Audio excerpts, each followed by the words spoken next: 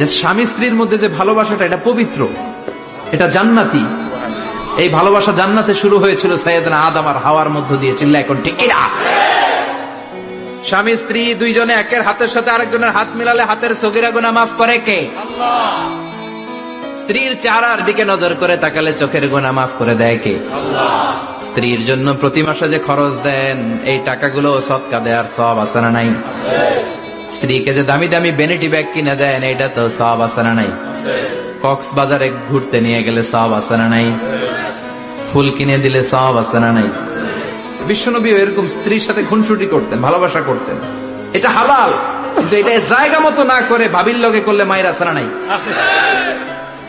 ভালোবাসার গান জায়গা মতো শোনাতে হবে।